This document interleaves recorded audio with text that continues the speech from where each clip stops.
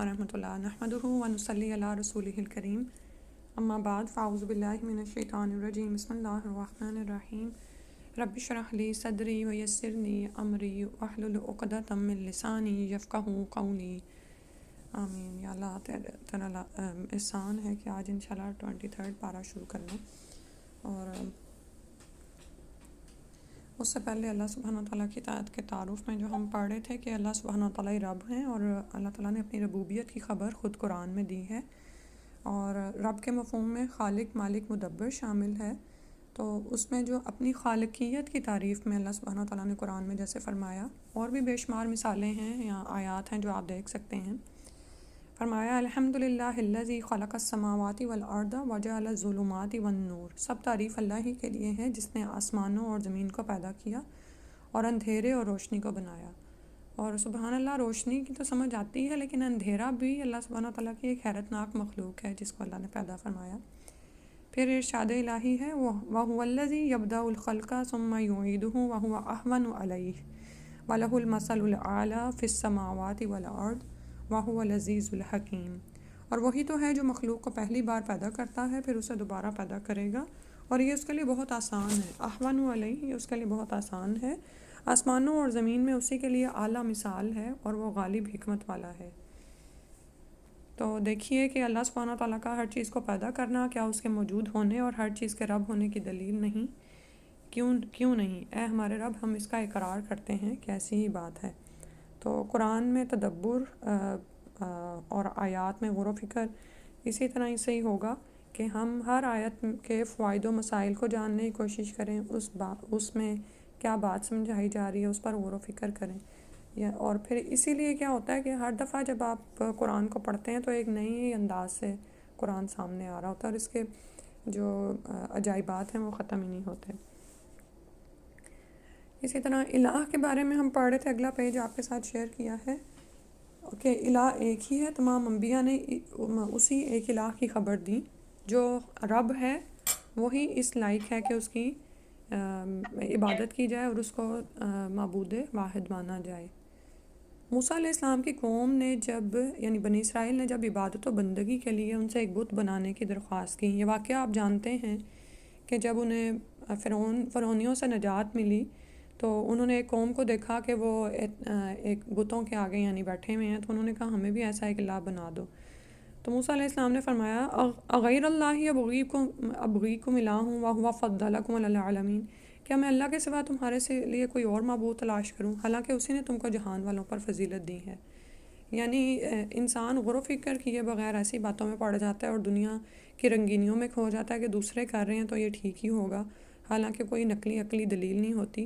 تو یہ بھی غلام قوم تھی، باہر نکلی تو فوراً ہی الہ کو بھول گئی، اس الہ کو جس نے ان کو فرعونیوں جیسے ظالم حکمرانوں سے نجات دی تھی اور تمام جہان والوں پر فضیلت عطا فرمائی تھی۔ یونس علیہ السلام نے اللہ کی تسبیح کرتے ہوئے عرض کی لا الہ الا انت سبحانک انی کنت من الظالمین، تیرے سوا کوئی معبود برحق نہیں، تو پاک ہے، یقیناً میں ہی قصورواروں میں سے ہوں۔ تو جب آپ یعنی سم ٹائمز ہوتا ہے ظلمات کے اندھیرے ہوتے ہیں، کبھی ڈپریشن کے ہوتے ہیں، کبھی جسمانی ذہنی تنگیاں، کبھی جذباتی طور پر آپ اتنے کمزور ہو رہے ہوتے ہیں، تو اس وقت پکاریں الہ کو لا الہ الا انت سبحانک، اور وہ الہ پاک ہے، یا اللہ تو پاک ہے، میں ہی ظالموں میں سے ہوں۔ رسول صلی اللہ علیہ وسلم نماز کے تشہد میں ان لفظوں میں اقرار کیا کرتے تھے اشہد ان لا الہ الا اللہ وحدہ لا شریک لہ، میں گواہی دیتا ہوں کہ اللہ کے سوا کوئی معبود برحق نہیں، وہ اکیلا ہے، اس کا کوئی شریک نہیں ہے۔ تو اپنی نمازوں کو بھی جائزہ لینے کی ضرورت ہے کہ ہم ہر سلام پھیرنے سے پہلے جب تشہد پڑھتے ہیں تو اس میں ہم بھی تو یہ گواہی دیتے ہیں نا، ٹھیک ہے؟ تو کیا وہ گواہی ہم شعور کے ساتھ دے رہے ہوتے ہیں کہ میں کس الہ کے سامنے بیٹھی ہوئی ہوں؟ اور اسی طرح ہم عقائد میں ایک اور عقیدہ جو قرآن میں مضبوط کیا جاتا ہے وہ ہے آخرت پر ایمان، کہ تم سب مر جاؤ گے اور پھر دوبارہ اٹھائے جاؤ گے، ٹھیک ہے؟ اس سلسلے میں جو آیت آتی ہے جو آپ کے سامنے شیئر کی ہے کل من علیہا فان ویبقی وجہ ربک ذو الجلال والاکرام، ہر وہ مخلوق جو اس زمین پر ہے فنا ہونے والی ہے اور صرف تیرے رب کی ذات باقی رہے گی جو عظمت اور بزرگی والی ہے۔ تو موت کا تجربہ ہر ایک کو ہوگا بھی، اور اس سے پہلے زندگی میں ہی انسان اس کا مشاہدہ ضرور کرتا ہے ٹھیک ہے، چاہے انسان کو کہیں پہ بھی چھپا کر رکھا جائے، جیسے ایک آدمی کے لیے آتا ہے کوئی بادشاہ کے گھر میں پیدا ہوا یا کیا تھا، تو اس کو ہر ممکن حد تک بچایا گیا کہ وہ زمین کے دکھوں کو نہ دیکھے، نہ اس کو تکلیف نظر آئے، نہ موت نظر آئے، نہ یعنی وہ کسی کو مرتا ہوا نہ دیکھے، نہ کسی کو بھوک میں دیکھے، ٹھیک ہے۔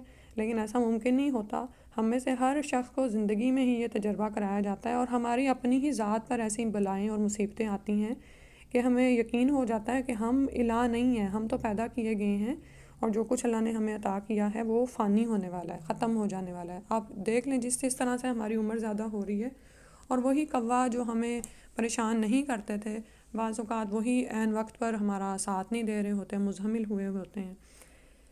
تو اس کو سامنے رکھ کر یہ بھی سوچیں کہ ہاؤ کمز کہ فرعون نے الہ ہونے کا دعویٰ کیا، یعنی اس نے اپنے نفس میں غور و فکر ہی نہیں کیا، کل من علیہا فان۔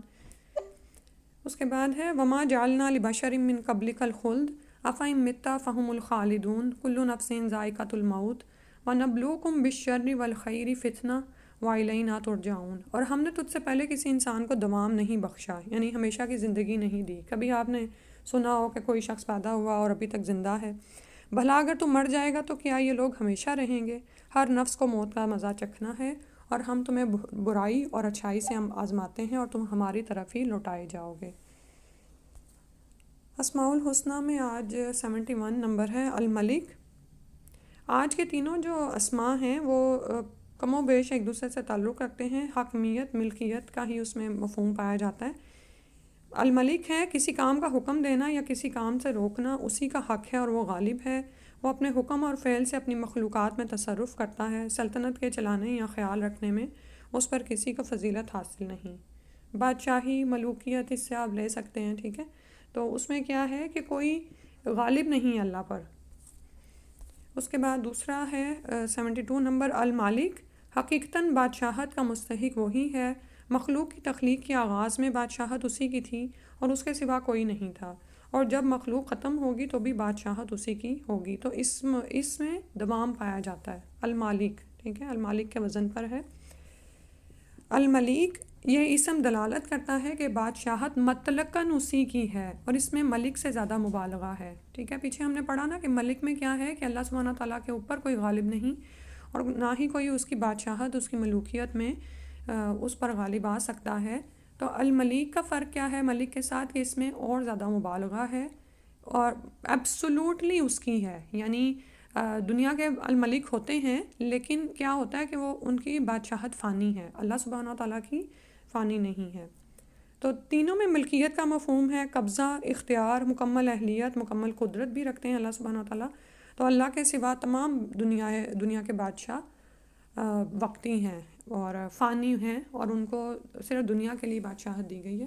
اور اس میں آپ وہ بھی یاد کر لینا، جیسے آتا ہے کہ قیامت والے دن پھر جب اللہ سبحانہ تعالیٰ پوچھیں گے نا این الملوک، کہاں ہیں بادشاہ، تو کوئی جواب نہیں آئے گا، اور پھر جو حکومت ہے وہ کیا ہوگی، للہ الواحد القہار، صرف ایک اللہ سبحانہ تعالیٰ کے لیے۔ تو دنیا میں تو ملوک آپ کو نظر آتے ہیں اور ان کا ظلم اور استبداد بھی ہمیں نظر آ رہا ہے، لیکن آخرت میں یہ سب اختیارات ختم ہو جائیں گے اور حقیقت واضح ہو جائے گی۔ آج جو پارہ کرنا ہے وہ 23 ہے، سورہ یاسین ہم کر رہے تھے۔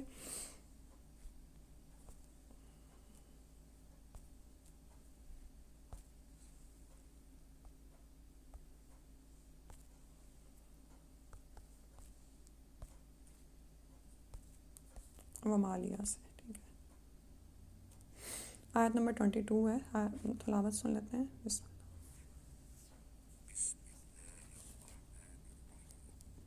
وما لي لا أعبد الذي فطرني وإليه ترجعون أأتخذ من دونه آلهة إن يردني الرحمن بضر لا تغن عني شفاعتهم شيئا ولا ينقذون إني إذا لفي ضلال مبين۔ الحمدللہ پارے کے شروع میں انہی عقائد کی وضاحت ہے جو ہم نے ابھی پڑھے ہیں۔ اللہ تعالیٰ نے فرمایا سورہ یاسین آیت نمبر 22، اور میں اس ہستی کی عبادت کیوں نہ کروں جس نے مجھے پیدا کیا اور تم سب کو اسی کی طرف لوٹ کر جانا ہے۔ کیا میں اللہ کے سوا دوسروں کو الہ بنا لوں کہ اگر رحمان مجھے کوئی تکلیف دینا چاہے تو نہ ان کی سفارش میرے کام آئے گی اور نہ ہی وہ خود مجھے چھڑا سکیں گے، تب تو وہ یقیناً میں صریح گمراہی میں جا پڑا۔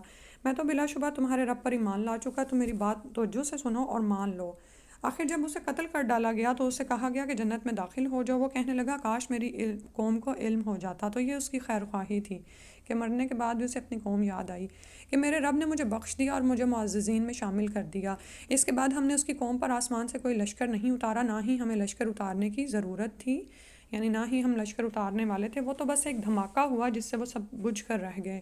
افسوس ہے بندوں پر کہ ان کے پاس جو بھی رسول آیا وہ اس کا مذاق ہی اڑاتے رہے۔ کیا انہوں نے دیکھا نہیں کہ کتنی ہی قومیں ہم ان سے پہلے ہلاک کر چکے ہیں جو ان کے پاس لوٹ کر نہیں آئیں گی، اور یہ سب لوگ ایک دن ہمارے حضور حاضر کیے جائیں گے۔ ان لوگوں کے لیے مردہ زمین بھی ایک نشانی ہے جسے ہم نے زندہ کیا اور اس سے اناج نکالا جس کا کچھ حصہ وہ کھاتے ہیں۔ نیز ہم نے اس میں کھجوروں اور انگوروں کے باغ پیدا کیے اور اس کے اندر سے چشمے بہا دیے تاکہ وہ اس کے پھل کھائیں، حالانکہ یہ سب کچھ ان کے ہاتھوں نے نہیں بنایا۔ پھر کیا وہ شکر ادا نہیں کرتے؟ پاک ہے وہ ذات جس نے زمین کی نباتات سے جملہ اقسام کے جوڑے پیدا کیے اور خود ان کی اپنی جنس کے بھی اور ان چیزوں کے بھی جنہیں یہ جانتے بھی نہیں۔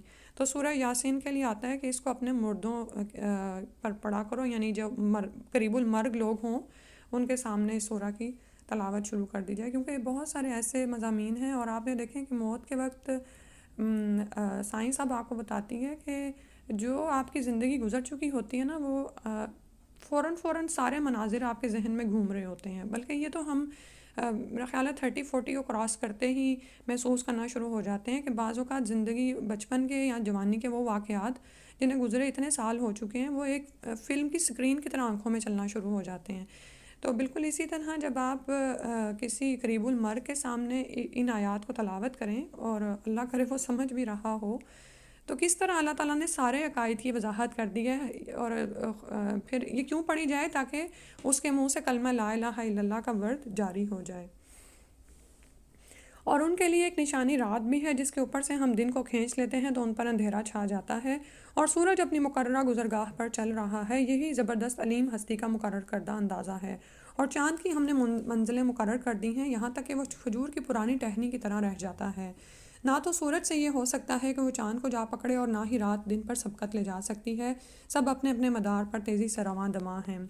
اور ایک نشانی ان کے لیے یہ ہے کہ ہم نے ان کی نسل کو بھری ہوئی کشتی میں سوار کیا، پھر ان کے لیے ایسی ہی اور چیزیں پیدا کی جن پر وہ سوار ہوتے ہیں، اور اگر ہم چاہیں تو انہیں غرق کر دیں، پھر نہ تو ان کا کوئی فریاد رس ہوگا اور نہ وہ بچائے جا سکیں گے، مگر ہماری رحمت سے ہی پار لگ جاتے ہیں اور کچھ مدت تک زندگی سے فائدہ اٹھاتے ہیں۔ اور جب انہیں کہا جاتا ہے کہ اس انجام سے ڈر جاؤ جو تمہارے سامنے ہے یا پیچھے گزر چکا ہے تاکہ تم پر رحم کیا جائے، تو اس کی کچھ پرواہ نہیں کرتے۔ اور جب بھی ان کے پاس ان کے پروردگار کی طرح کی نشانیوں میں سے کوئی نشانی آتی ہے تو وہ اس سے اعراض ہی کر جاتے ہیں۔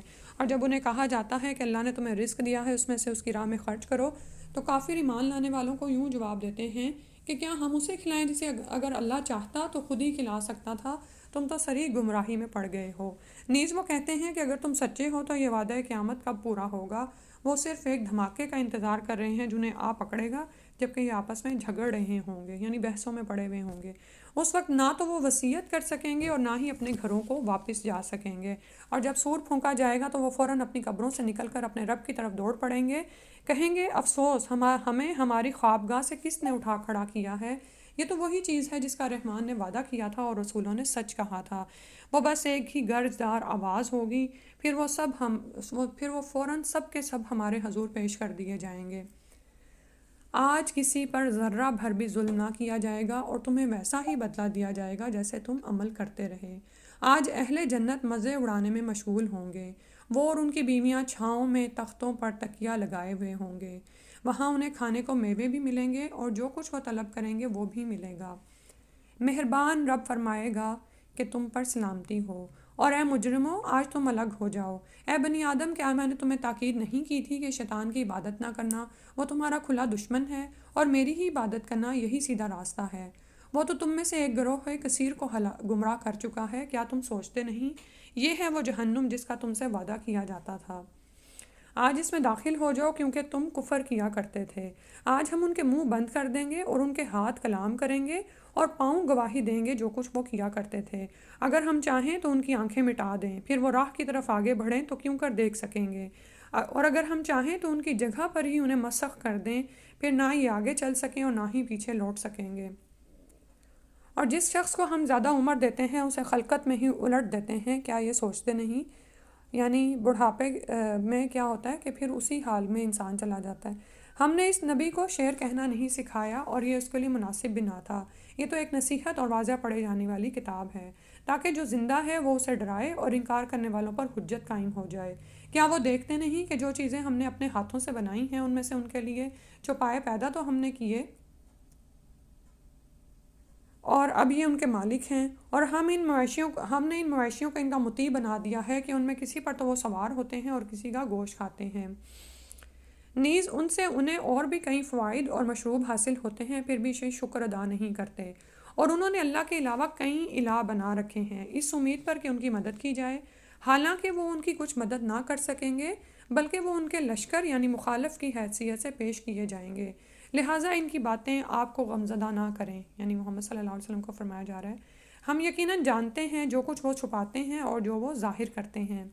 کیا انسان دیکھتا نہیں کہ ہم نے اسے نطفہ سے پیدا کیا ہے، پھر وہ حقائق سے اعراض کر کے سری جھگڑالو بن گیا؟ وہ ہمارے لیے تو مثال بیان کرتا ہے اور اپنی پیدائش کو بھول جاتا ہے۔ کہتا ہے کہ جب ہڈیاں بوسیدہ ہو چکی ہوں گی تو انہیں کون زندہ کرے گا؟ آپ اسے کہیے کہ اسے وہی زندہ کرے گا جس نے اسے پہلی بار پیدا کیا تھا، اور وہ ہر قسم کا پیدا کرنا جانتا ہے۔ وہی ہے جس نے تمہارے لیے سرسبز درخت سے آگ پیدا کر دی جس سے تم آگ سلگاتے ہو۔ کیا وہ ذات جس نے آسمانوں اور زمین کو پیدا کیا اس بات پر قادر نہیں کہ وہ ان جیسوں کو پیدا کر سکے؟ کیوں نہیں؟ وہی تو سب کچھ پیدا کرنے والا اور سب کچھ جاننے والا ہے۔ اس کا کام تو صرف یہ ہے کہ جب وہ کسی چیز کا اعادہ کرتا ہے تو اسے حکم دیتا ہے کہ ہو جا تو وہ ہو جاتی ہے۔ پاک ہے وہ ذات جس کے ہاتھ میں ہر چیز کی حکومت ہے اور اسی کی طرف تم لوٹائے جاؤ گے۔ الحمدللہ سورہ یاسین مکمل ہوئی۔ سورہ صافات آگے۔ بسم اللہ الرحمن الرحیم۔ والصافات صفا فالزاجرات زجرا فالتاليات ذكرا إن إلهكم لواحد۔ شروع اللہ کے نام سے جو بڑا مہربان نہایت رحم کرنے والا ہے۔ شروع میں قسم کھائی جا رہی ہے اور قسم کسی بات کے اوپر کھائی جاتی ہے جو کہ آیت 4 سے آگے شروع ہو رہی ہے۔ صف بستہ کھڑے ہونے والے فرشتوں کی قسم، پھر ان کی جو ڈانٹ ڈپٹ کرتے ہیں، پھر ان کی جو ذکر یعنی قرآن کی تلاوت کرنے والے ہیں۔ بلا شبہ تمہارا الہ ایک ہی ہے جو آسمانوں اور زمین کا پروردگار ہے، اور ان چیزوں کا بھی جو ان دونوں کے درمیان ہے، اور مشرقوں کا بھی رب ہے۔ بلا شبہ ہم نے آسمان دنیا کو ستاروں کی زینت سے مزین کیا ہے اور اسے ہر سرکش شیطان سے محفوظ بنا دیا ہے۔ وہ عالم بالا کی باتیں سن ہی نہیں سکتے اور ہر طرف سے ان پر شہاب یعنی پتھر پھینکے جاتے ہیں تاکہ وہ بھاگ کھڑے ہوں، اور ان کے لیے پہم عذاب ہے یعنی مسلسل۔ تاہم اگر کوئی شیطان کوئی بات لے اڑے تو ایک تیز شعلہ اس کا تعاقب کرتا ہے۔ اے نبی صلی اللہ علیہ وسلم، آپ ان سے پوچھئے کہ کیا ان کی پیدائش زیادہ مشکل ہے یا جو کچھ ہم پیدا کر چکے ہیں؟ ہم نے انہیں لیسدار گارے سے پیدا کیا ہے۔ آپ کو تو اللہ کی ایسی قدرتوں پر تعجب ہے اور یہ لوگ ان کا مذاق اڑاتے ہیں، اور جب سمجھایا جائے تو سمجھنے کی کوشش ہی نہیں کرتے، اور جب کوئی نشانی دیکھتے ہیں تو تمسخر کرتے ہیں۔ تمسخر ہوتا ہے مذاق اڑانا، مذاق کرنا نہیں، اور کہتے ہیں کہ یہ تو صریح جادو ہے۔ بھلا جب ہم مر کر مٹی اور ہڈیاں بن جائیں گے تو پھر کیا ہم دوبارہ اٹھائے جائیں گے؟ اور کیا ہمارے آباء و اجداد بھی اٹھائے جائیں گے؟ آپ ان سے کہیے ہاں ایسا ضرور ہوگا، اور تم بالکل بے بس ہوگے۔ وہ تو بس ایک ڈانٹ ہوگی جس پر وہ فوراً سب کچھ دیکھنے لگیں گے اور کہیں گے ہائے ہماری بدبختی، یہ تو جزا و سزا کا دن ہے۔ پھر انہیں کہا جائے گا یہی فیصلے کا دن ہے جسے تم جھٹلایا کرتے تھے۔ ان ظالموں کو اور ان کے ہم جنسوں کو اور معبودوں کو سب کو اکٹھا کرو۔ ازواجہم کا مطلب ہے کہ انہی جیسوں کو جس کی یہ اللہ کے سوا عبادت کیا کرتے تھے۔ تو دنیا میں وہی بات ہے نا کہ ابھی تو ہم ایک دوسرے کے ساتھ مکس ہیں، لیکن وہاں پر جو سیم عقائد والے اور سیم اعمال والے ہوں گے نا، وہ پھر گروپنگ اس طرح کی ہو جائے گی۔ پھر انہیں جہنم کی راہ پر چلا دو اور دیکھو انہیں ذرا ٹھہرائے رکھو، ان سے کچھ پوچھا جائے گا تمہیں کیا ہو گیا ہے؟ آج تم ایک دوسرے کی مدد کیوں نہیں کرتے؟ بلکہ آج وہ بالکل مطیع اور منقاد بن جائیں گے اور ایک دوسرے کی طرف متوجہ ہو کر باہم سوال کریں گے۔ کمزور لوگ بڑوں سے کہیں گے تم تو ہمارے پاس دائیں اور بائیں سے آتے تھے۔ بڑے لوگ یعنی جو متکبرین تھے، لیڈرز بنے ہوئے تھے، کہیں گے بات یوں نہیں بلکہ تم خود ہی ایمان لانے والے نہیں تھے اور ہمارا تم پر کچھ زور بھی نہیں تھا بلکہ تم خود سرکش تھے۔ تو یہاں پر کیا بات سامنے آتی ہے کہ انسان دنیا میں ہی دیکھ لے کہ وہ کن بڑوں کی پیروی میں پڑا ہوا ہے، کیونکہ وہاں پر سبھی ایک دوسرے سے دامن ہی چھڑا رہے ہوں گے۔ دنیا میں جو لوگ اس طرح کے شکوک و شبہات میں یا ظن و گمان میں ہیں کہ فلاں بزرگ یا پیر مجھے چھڑا لیں گے، تو ایسا وہاں پر کچھ بھی نہیں ہونے والا، ٹھیک ہے۔ اور یہاں پھر یہ کہ بہت سے ایسے لیڈرز ہیں جو دوسروں کو گمراہ کرنے میں لگے ہوئے ہیں، حالانکہ وہ خود بھی گمراہ ہیں، ٹھیک، اور لوگ ان کی ایسے پیروی کر رہے ہیں جیسے وہ راہ راست پر ہوں۔ ہمارے رب کا قول آج ہم پر صادق آ گیا کہ ہم عذاب کا مزہ چکھنے والے ہیں۔ ہم نے تمہیں گمراہ کیا کیونکہ ہم خود بھی گمراہ تھے۔ آج کے دن وہ سب کمزور اور بڑے لوگ عذاب میں برابر کے شریک ہوں گے، ٹھیک ہے۔ تو دنیا میں انسان عقل و غور و فکر کرے، اور اگر وہ کسی لیڈر کی پیروی کرے تو یہ نہ سمجھے کہ لیڈر اسے بچا لے گا، ٹھیک ہے، بلکہ اس کو اللہ سبحانہ تعالیٰ نے عقل اور غور و فکر دیا ہے، وہ خود سوچے کہ وہ کس کی پیروی میں پڑا ہوا ہے اور ان لیڈرز کا انجام کیا ہونے والا ہے، کیونکہ جن کے پیچھے وہ چل رہا ہے ان کے پیچھے ان کے انجام کو ہی پہنچے گا نا۔ تو وہ سب کے سب پھر وہاں پر برابر کے شریک ہوں گے، اور انسان اپنے لیڈرز کس طرح کے لیڈرز کی پیروی کرتا ہے، وہ جو اس کے من بھاتے ہوتے ہیں، یعنی اس کے من کو اچھے لگتے ہیں۔ تو بنیادی طور پر آپ لیڈرز کو مورد الزام نہیں ٹھہرا سکتے کہ انہوں نے گمراہی کو اتنا سجا دیا، بلکہ انسان اپنے ہی نفس پر کام کرے کہ اس کے نفس کو کیا پڑی کہ وہ گمراہی کے پیچھے، یعنی گمراہیاں ہی اسے پسند آتی ہیں۔ واقعی ہم مجرموں سے ایسا ہی سلوک کیا کرتے ہیں۔ انہیں جب یہ کہا جاتا ہے کہ اللہ کے سوا کوئی الہ نہیں تو وہ اکڑ بیٹھتے تھے اور کہتے تھے کہ کیا ہم ایک شاعر یعنی دیوانہ شاعر کی خاطر اپنے معبودوں کو چھوڑ سکتے ہیں؟ حالانکہ وہ رسول حق لے کر آیا اور اس نے رسولوں کی تصدیق کی تھی۔ پھر انہیں کہا جائے گا آج تمہیں یقیناً دردناک عذاب چکھنا پڑے گا اور تمہیں ایسا ہی بدلہ دیا جائے گا جیسے تم کام کرتے رہے، مگر اللہ کے مخلص بندے اس انجام سے محفوظ رہیں گے۔ مخلص، چنے ہوئے، ان کے لیے ایسا رزق ہوگا جو انہیں معلوم ہے، یعنی لذیذ میوے، اور وہ وہاں معزز ہوں گے نعمتوں والے باغات میں، ایک دوسرے کے سامنے تختوں پر بیٹھے ہوں گے۔ تو آپ دیکھیں ہم ان مخلص بندوں میں شامل ہیں، یعنی جنہوں نے اپنے دین کو اللہ سبحانہ وتعالیٰ کے لیے خالص کر لیا۔ اور جب آپ اللہ کی طرف سے چنے جاتے ہیں اور اپنے دین کو اللہ کے لیے خالص کر لیتے ہیں تو یہ کوئی چھوٹا عمل نہیں ہوتا، اس میں بہت ساری چیزوں کی قربانی دینی پڑتی ہے۔ وہی جو پیچھے آیا نا کہ نفسانی خواہشات ہوتی ہیں جن کو قربان کرنا پڑتا ہے صرف اللہ کی رضا کے لیے۔ آیت 45، ان کے لیے شراب خالص کے جام کا دور چلے گا جو نہایت شفاف اور پینے والوں کے لیے لذیذ ہوگا، جس سے نہ انہیں سر درد ہوگا اور نہ وہ بدمست ہوں گے۔ تو وہاں کی شراب دنیا کی شراب جیسی نہیں ہے۔ ان کے پاس نگاہیں نیچے رکھنے والی اور موٹی موٹی آنکھوں والی عورتیں ہوں گی، ایسی نازک جیسے انڈے کے چھلکے کے نیچے چھپی ہوئی جھلی ہوتی ہے۔ یہ لوگ بھی ایک دوسرے کی طرف متوجہ ہو کر سوال کریں گے۔ ان میں سے ایک کہے گا دنیا میں میرا ایک ہم نشین تھا، قرین یعنی میرے ساتھ بیٹھنے والا، جو مجھے کہا کرتا تھا کیا تم بھی تصدیق کرنے والوں میں شامل ہوگے؟ بھلا جب ہم مر کر مٹی اور ہڈیاں بن جائیں گے تو کیا ہمیں سزا و جزا بھگتنا پڑے گی؟ پھر کہے گا کیا تم اس کا حال معلوم کرنا چاہتے ہو؟ پھر جب وہ جھانکے گا تو اسے جہنم کے عین درمیان دیکھے گا اور کہے گا اللہ کی قسم تم مجھے ہلاک کر کے ہی چھوڑتے، اور اگر مجھ پر میرے اللہ کا احسان نہ ہوتا تو میں بھی مجرموں کی طرح حاضر کیے ہوئے لوگوں میں شامل ہوتا۔ الحمدللہ۔ تو سوچیں دنیا میں ہی کتنے ہی ایسے لوگ ہمیں ملتے ہیں کہ ان کی باتیں ہمیں بڑی اچھی لگتی ہیں، ان کے اعمال ہمیں بڑے اچھے لگتے ہیں، اور جن کاموں میں وہ پڑے ہوتے ہیں اور جس طرح وہ دنیا کو سمیٹ رہے ہوتے ہیں، لیکن کس طرح اللہ سبحانہ تعالیٰ آپ کو برہان عطا کر دیتے ہیں اور آپ ان کے چنگل سے بچ جاتے ہیں۔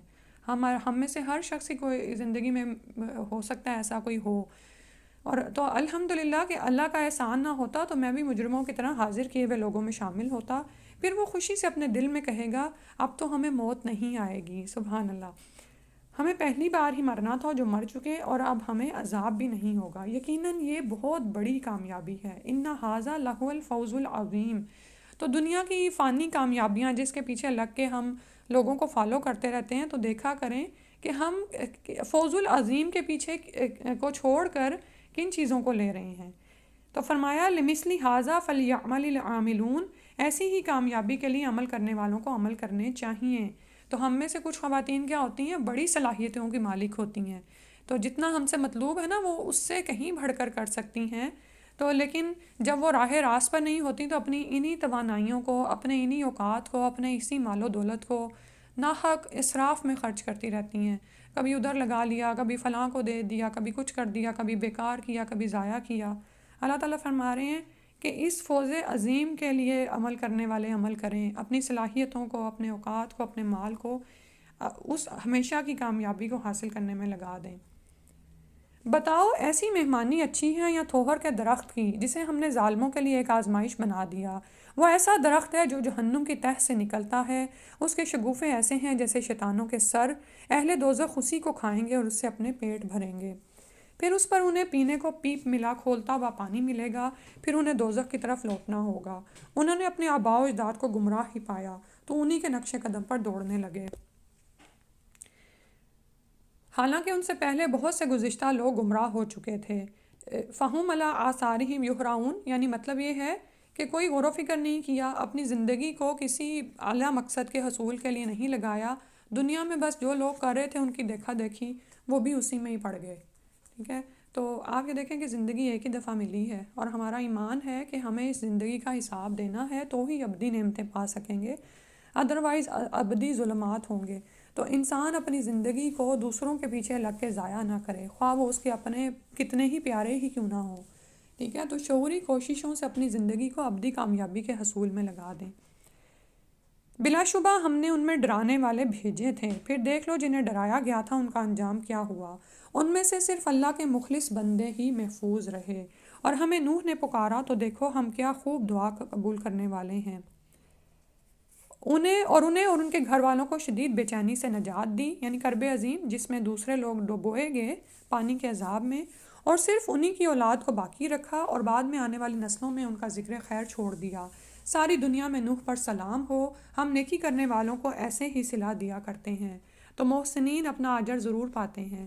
دنیا میں احسان کرنا مشکل لگتا ہے، اور عموماً گھروں میں کیا ہوتا ہے، کیوں گھروں میں مقابلے ہوتے ہیں نند بھاوج کے درمیان، ساس بہو کے درمیان، کہ ہم ایک دوسرے کے ساتھ احسان کا معاملہ نہیں کرتے، اور صرف گھروں میں ہی نہیں ہر جگہ پر ہی آپ یہ دیکھیں کہ نہیں فلاں نے میرے ساتھ یہ کیا تو میں اس کے ساتھ کیوں کروں، میں اس سے اس طرح کیوں کروں۔ اسی لڑائی جھگڑوں میں انسان احسان کے درجوں پر نہیں پہنچتا ہے، لیکن اللہ سبحانہ تعالیٰ فرما رہے ہیں یہ جو اللہ کے انبیاء اور مخلص لوگ ہیں نا، چنے ہوئے لوگ ہیں نا، وہ پھر اللہ سے اجر چاہتے ہیں نا، تو پھر وہ دوسروں کے اعمال پر نظر نہیں رکھے ہوتے، وہ احسان کو اپنی روش بنا لیتے ہیں۔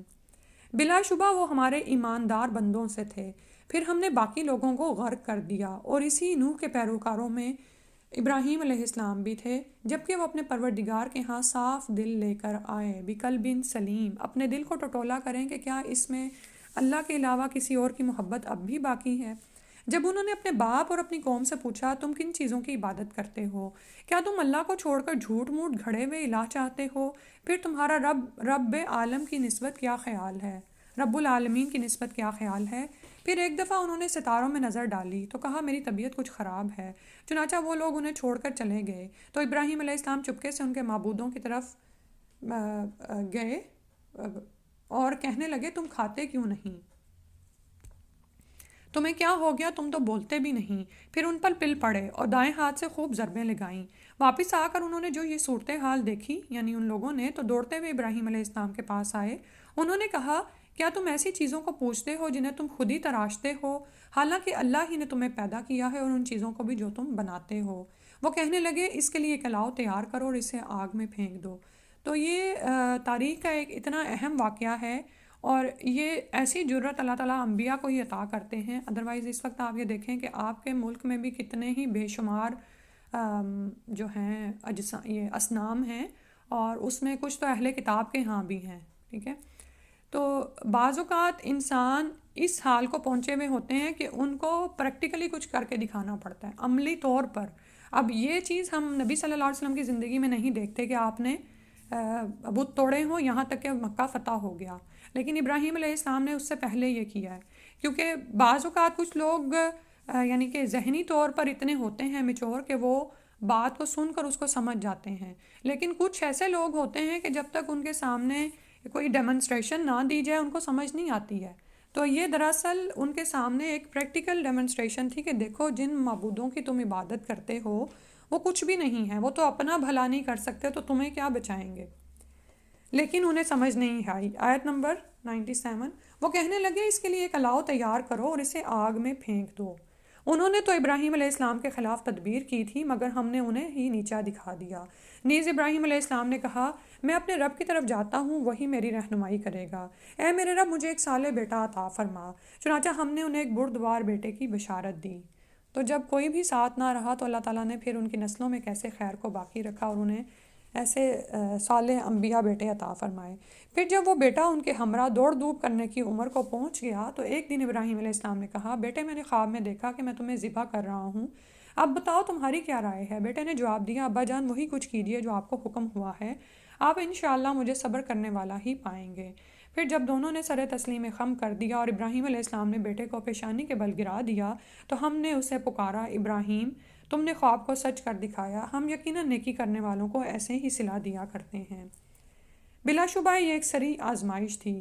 تو ایسی آزمائش میں سے ہم میں سے بھی کتنے ہی لوگ گزارے جاتے ہیں. اور آپ یہ دیکھیں کہ اس وقت جب ہم اطاعت ہم سے مطلوب ہوتی ہے تو ہم کس کس طرح سے وسوسوں میں بھی ڈالے جاتے ہیں.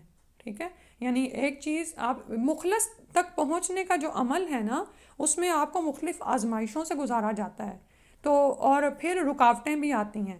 تو ان ھذا لہو البلاء المبین، ہلا مارنے والی آزمائشیں بھی ہوتی ہیں.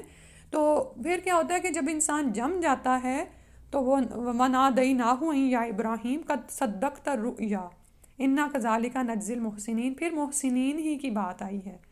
ٹھیک ہے، اللہ سبحانہ و تعالیٰ اگر ہم سے کوئی کام لینا چاہیں تو ہم سمجھ جائیں اور اس کو قبول کر لیں اور اللہ تعالیٰ ہمیں توفیق دیں کہ ہم اس کو کر گزریں. حالانکہ معاشرے میں وہ عام نہیں ہوتا کام. ٹھیک ہے، بعض اوقات آپ سے کوئی ایسا کام مطلوب ہوتا ہے جو معاشرے میں عام نہیں ہے اور زیادہ تر لوگ اس کے مخالف ہوتے ہیں، لیکن حق تو اسی کی طرف رہنمائی کر رہا ہوتا ہے نا. تو پھر استقامت دکھائیے. تو کیونکہ کیا ہوتا ہے کہ پھر جب آپ جم جاتے ہیں تو اللہ تعالیٰ کی طرف سے ایسے اشارے موصول ہوتے ہیں کہ آپ کو سمجھ آ جاتی ہے کہ میں ہی سچ پر تھی. ٹھیک ہے، اور پھر وہ یہ بات یاد رکھیں کہ انا کذالک نجزی المحسنین، کہ جب وہ آپ درجہ چڑھ جاتے ہیں صبر اور برداشت کے ساتھ اوپر چلے جاتے ہیں تو پھر اللہ تعالیٰ بہت جزا بھی عطا کرتے ہیں. دنیا میں ہی وہ کچھ عطا کرتے ہیں کہ انسان اس کا تصور بھی نہیں کر سکتا. پھر فرمایا آیت 107، اور ہم نے ایک بڑی قربانی بطور فدیہ دے کر اسے یعنی بیٹے کو چھڑا لیا اور پچھلے لوگوں میں اس کا ذکر خیر چھوڑ دیا. ابراہیم علیہ السلام پر سلام ہو، ہم نیکی کرنے والوں کو ایسے ہی بدلہ دیا کرتے ہیں. بلا شبہ وہ ہمارے ایماندار بندوں میں سے تھے. اور ہم نے ابراہیم علیہ السلام کو اسحاق کی بشارت دی جو صالح لوگوں میں سے نبی ہوگا. اور ہم نے ابراہیم اور اسحاق دونوں پر برکت نازل کی اور ان دونوں کی نسل میں کچھ تو نیک لوگ ہوئے اور کچھ اپنے آپ پر صریح ظلم کرنے والے تھے. نیز ہم نے موسیٰ اور ہارون علیہم السلام پر بھی بڑا احسان کیا اور انہیں اور ان کی قوم کو شدید بے چینی سے نجات دی اور ان کی مدد کی تو بالآخر وہی غالب ہوئے اور انہیں نہایت واضح کتاب دی اور انہیں راہ راست پر چلایا اور ان کا ذکر خیر پچھلی نسلوں میں چھوڑ دیا. سلام ہو موسیٰ اور ہارون علیہم السلام پر، ہم نیکوکاروں کو ایسے ہی صلہ دیا کرتے ہیں، بے شک وہ دونوں ہمارے ایماندار بندوں میں سے تھے. اور الیاس بھی بلا شبہ رسولوں میں سے تھے. جب انہوں نے اپنی قوم سے کہا کیا تم اللہ سے ڈرتے نہیں، تم بال کو تو پکارتے ہو اور احسن الخالقین کو چھوڑ دیتے ہو. اللہ، یہ جو بال بت ہے یہ اس کے آگے نعوذ باللہ خون کی قربانی دی جاتی تھی. اور آج بھی آپ یہ دیکھیں کہ انسان اسی جہالت میں مبتلا ہے. اور یہ بھی سننے میں آتا ہے کہ بچوں کی، اور آج بھی یہ صورتحال ہے کہ انسان ان حالات میں مبتلا ہے اور بال بت کی آج بھی عبادت کی جاتی ہے اور اس کے سامنے اسی طرح بچوں کے خون کی قربانی دی جاتی ہے. اللہ تعالیٰ نے فرمایا تم بال کو تو پکارتے ہو اور احسن الخالقین کو چھوڑ دیتے ہو، یعنی عقل نہیں کرتے اس اللہ کو جو تمہارا اور تمہارے پہلے آباء و اجداد کا رب ہے. مگر ان لوگوں نے انہیں جھٹلا دیا، لہٰذا وہ سب عذاب کے لیے حاضر کیے جائیں گے بجز اللہ کے مخلص بندوں کے، اور پچھلی نسلوں میں اس کا ذکر خیر چھوڑ دیا. الیاسین پر سلام ہو، ہم نیکوکاروں کو ایسے ہی صلہ دیا کرتے ہیں، یقیناً وہ ہمارے ایماندار بندوں میں سے تھا. اور لوط علیہ السلام بھی بلا شبہ ہمارے رسولوں میں سے تھے جب ہم نے انہیں اور ان کے سب گھر والوں کو نجات دی سوائے ایک بڑھیا کے جو پیچھے رہ جانے والوں میں سے تھی، پھر باقی لوگوں کو ہم نے تباہ کر دیا. اور تم تو ان کی اجڑی بستی پر شب و روز گزرتے ہی رہتے ہو، پھر کیا تمہیں سمجھ نہیں آتی؟ یعنی دیکھتے تو ہو کہ ان کا حال کیا ہوا۔ اور یونس علیہ السلام بھی بلا شبہ رسولوں میں سے تھے۔ جب وہ ایک بھری ہوئی کشتی کی طرف بھاگ نکلے، پھر قرا ڈالا تو انہوں نے ذکر اٹھائی، چنانچہ مچھلی نے انہیں نگل لیا اور وہ ملامت زدہ تھے۔ اب اگر وہ تسبیح کرنے والوں میں سے نہ ہوتے تو تا روز قیامت مچھلی کے پیٹ ہی میں پڑے رہتے۔ یعنی کہ تسبیح کس طرح سے انسان کو محفوظ کر دیتی ہے، اور اللہ سبحانہ تعالیٰ نے ان کی توبہ قبول فرما لی۔ پھر ہم نے انہیں ایک چٹی اور میدان میں پھینک دیا جبکہ وہ بیمار تھے، اور ان پر ایک بیلدار درخت اگا دیا، اور اس کے بعد انہیں 1,00,000 یا اس سے زیادہ لوگوں کی طرف بھیجا۔ اچھا، ابھی جو اوپر تسبیح کی بات ہوئی ہے نا، آپ یہ دیکھیں تسبیح تو انسان بہت کمزوری کی حالت میں بھی کر سکتا ہے۔ یعنی اگر آپ کمزوری یہ کہ کبھی آپ کو نیند طاری ہو رہی ہے، اونگ آ رہی ہے، اور قرآن نہیں کھول کے پڑھا جا رہا، اٹھ کے قیام بھی نہیں ہو رہا، لیکن تسبیح تو ایک ایسی چیز ہے نا جو انسان ہر حال میں کر سکتا ہے، کھڑے اٹھ بیٹھے لیٹے کسی بھی حال میں۔ تو وہ تسبیحات جو آپ نے اپنی ڈیلی روٹین میں شامل رکھی ہوئی ہیں، ان کو چھوڑا نہ کریں، یعنی کہ ضرور کیا کریں۔ اور اس کے علاوہ جب آپ اس طرح کی حال میں ہوں کہ نیکی کے کام بھاگ دوڑ کے جو آپ کرتے رہتے صحت کی حالت میں وہ نہیں ہو پا رہے، تو تسبیحات کی طرف آئیں۔ اب یہاں پر انہوں نے کیا پکارا ہے؟ وہ ظاہر مچھلی کے پیٹ میں ہیں اور ظلمات میں ہیں بہت، تو کیا ہے کہ وہ جو کلمہ ہم پیچھے پڑھ رہا ہے کہ لا الہ الا انت سبحانک انی کنت من الظالمین، آیت نمبر 147 ہے۔ اور اس کے بعد انہیں 1,00,000 یا اس سے زیادہ لوگوں کی طرف بھیجا، چنانچہ وہ لوگ ایمان لے آئے تو ہم نے انہیں کچھ مدت زندگی سے فائدہ اٹھانے کا موقع دیا۔ آپ ان لوگوں سے پوچھئے کیا آپ کے رب کے لیے تو بیٹیاں ہوں اور ان کے لیے بیٹے، یا ہم نے فرشتوں کو عورتیں ہی پیدا کیا تھا اور یہ اس وقت موجود تھے، یعنی جب ان کی تخلیق ہو رہی تھی؟ یاد رکھو یہ لوگ جھوٹ گھڑ کر یہ باتیں کہتے ہیں کہ اللہ کی اولاد ہے، اور یہ لوگ یقیناً جھوٹے ہیں۔ کیا اللہ نے بیٹوں کے بجائے بیٹیوں کو پسند کیا؟ تمہیں کیا ہو گیا ہے؟ تم یہ کیسا فیصلہ کرتے ہو؟ کچھ بھی ہوش نہیں کرتے۔ تو یہاں پر دراصل عورتوں کی مذمت نہیں ہو رہی ہے، بلکہ جو مضمون چل رہا ہے اور جو ان کے خیالات تھے اس کے مطابق ان کو غور و فکر پر ابھارا جا رہا ہے۔ یا تمہارے پاس کوئی صریح سند ہے؟ اگر تم سچے ہو تو ایسی تحریر لا کر دکھاؤ۔ نیز ان لوگوں نے اللہ اور جنوں کے درمیان رشتہ داری بنا ڈالی، حالانکہ جن خوب جانتے ہیں کہ وہ مجرم کی حیثیت سے پیش کیے جائیں گے۔ اللہ تعالیٰ ان سب باتوں سے پاک ہے جو یہ لوگ بیان کرتے ہیں، سوائے اللہ کے مخلص بندوں کے جو ایسے اتہام نہیں لگاتے۔ بلا شبہ وہ اور جن کی تم پوجا کرتے ہو ان مخلص بندوں کو اللہ کے خلاف فتنے میں نہیں ڈال سکتے، سوائے اس کے جو جہنم میں داخل ہونے والا ہو۔ اور ہم فرشتوں میں سے ہر ایک کا ایک معلوم مقام ہے، اور ہم صف بستہ رہنے والے اور ہم تسبیح کرنے والے ہیں۔ اور یہ لوگ تو کہا کرتے تھے کہ اگر ہمارے پاس پہلے لوگوں کی کتاب الہی ہوتی تو ہم اللہ کے مخلص بندے ہوتے، اور جب قرآن آ گیا تو انہوں نے اس کا انکار کر دیا، اب جلد ہی انہیں اس کا نتیجہ معلوم ہو جائے گا۔ تو بعض اوقات زندگی میں انسان ایسے زوم کرتا رہتا ہے کہ اگر مجھے ہدایت ہوتی یا مجھے یہ اپرچونٹی ملتی تو میں بہت آگے نکل جاتا، تو پھر اللہ تعالیٰ کی طرف سے آزمائش آتی بھی ہے تو اس وقت اپنے الفاظ کو یاد رکھا کریں اور پھر ثابت قدم رہا کریں۔ اور ہمارے بندے جو رسول ہیں ان کے حق میں پہلے ہی حکم صادر ہو چکا ہے کہ یقیناً ان کی مدد کی جائے گی اور یقیناً ہمارا لشکر ہی غالب رہے گا۔ سو آپ کچھ مدت ان سے اعراض کیجئے اور انہیں دیکھتے رہیے، یہ خود بھی جلد ہی دیکھ لیں گے۔ کیا یہ ہمارے عذاب کے لیے جلدی مچا رہے ہیں؟ پھر جب وہ عذاب ان کے آنگنوں میں اترے گا، یعنی ان کے صحنوں میں، تو وہ صبح ان کے لیے بہت بری ہوگی جنہیں ڈرایا گیا ہے۔ اور ان سے کچھ مدت اعراض کیجئے اور دیکھتے رہیے، وہ بھی جلد ہی دیکھ لیں گے۔ آپ کا رب جو عزت کا مالک ہے ان باتوں سے پاک ہے جو یہ بیان کرتے ہیں، اور رسولوں پر سلام ہو، اور سب تعریف اللہ رب العالمین کے لیے ہی سزاوار ہے۔ الحمدللہ۔ سورہ صافات مکمل ہوئی۔ سورہ صاد۔ بسم اللہ الرحمن الرحیم۔ صاد والقرآن ذی الذکر بل الذین کفروا فی عزة وشقاق۔ شروع اللہ کے نام سے جو نہایت مہربان نہایت رحم کرنے والا ہے۔ صاد، قرآن کی قسم جو سراسر نصیحت ہے، بلکہ یہ کافر ہی تکبر اور مخالفت میں پڑے ہوئے ہیں۔ ان سے پہلے ہم کئی قومیں ہلاک کر چکے ہیں، عذاب کے وقت انہوں نے چیخ و پکار شروع کر دی، حالانکہ تب ولا تہین مناس، ایک سیکنڈ میرے پاس یہ مسنگ ہے۔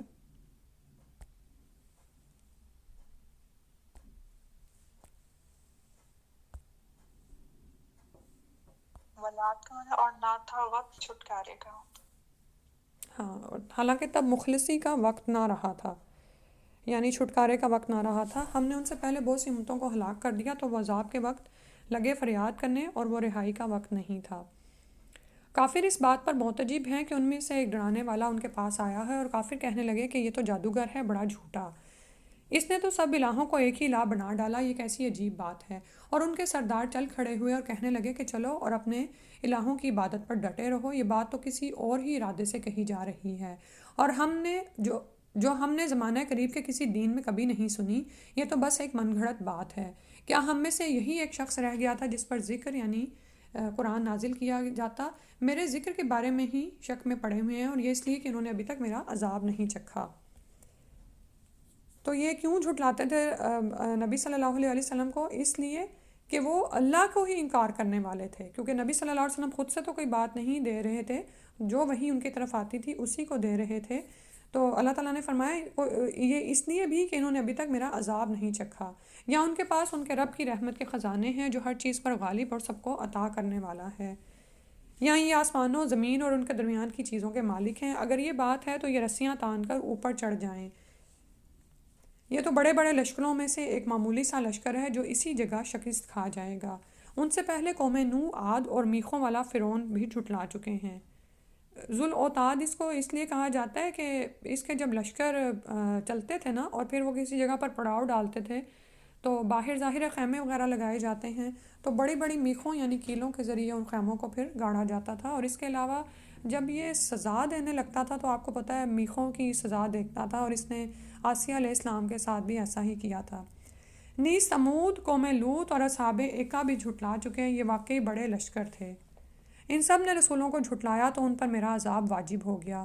یہ لوگ بس ایک دھماکہ کے منتظر ہیں جس میں کوئی وقفہ نہیں ہوگا، اور کہتے ہیں ہمارے رب ہم کو ہمارا حصہ حساب کے دن سے پہلے ہی دے دیا جائے. یعنی اس میں یہ بھی آ رہا ہے کہ ہماری چارج شیٹ جلدی کر کے روزے حساب سے پہلے ہی دے دی جائے، ابھی قصہ ہی تمام ہو جائے. یقین لانے والے تو ہیں نہیں. آپ ان کی باتوں پر صبر کیجئے اور ہمارے بندے داؤد علیہ السلام کو یاد کیجئے. بلا شبہ وہ صاحب قوت اور ہماری طرف رجوع کرنے والے تھے. ہم نے پہاڑوں کو مسخر کر دیا تھا اس کے ساتھ کہ وہ صبح و شام ان کے ساتھ مل کر تسبیح کرتے تھے، اور پرندوں کو بھی جو جمع ہو جاتے تھے وہ سب ان کی تسبیح کی طرف متوجہ ہو جاتے تھے. ہم نے ان کی سلطنت کو مضبوط بنا دیا تھا. ہم نے انہیں حکمت عطا کی اور مقدمات کے فیصلے کی استعداد بخشی تھی، یعنی صلاحیت عطا کی تھی. بھلا آپ کے پاس ان مقدمہ والوں کی خبر پہنچی ہے جو دیوار پھاند کر محراب میں جا پہنچے تھے، یعنی داؤد علیہ السلام کے پاس آ گئے ان کے محراب میں جہاں پہ وہ عبادت کیا کرتے تھے. جب وہ داؤد علیہ السلام کے پاس آ پہنچے تو انہیں دیکھ کر گھبرا گئے. وہ کہنے لگے ڈرو نہیں، ہم مقدمہ کے دو فریق ہیں، یعنی ہمارے درمیان ایک جھگڑا ہے، اس کو ہم آپ سے نپٹانا چاہ رہے ہیں. جن میں سے ایک نے دوسرے پر زیادتی کی ہے، لہٰذا ہمارے درمیان انصاف سے فیصلہ کیجیے اور زیادتی نہ کیجیے اور ہمیں صحیح راہ بتا دیجیے.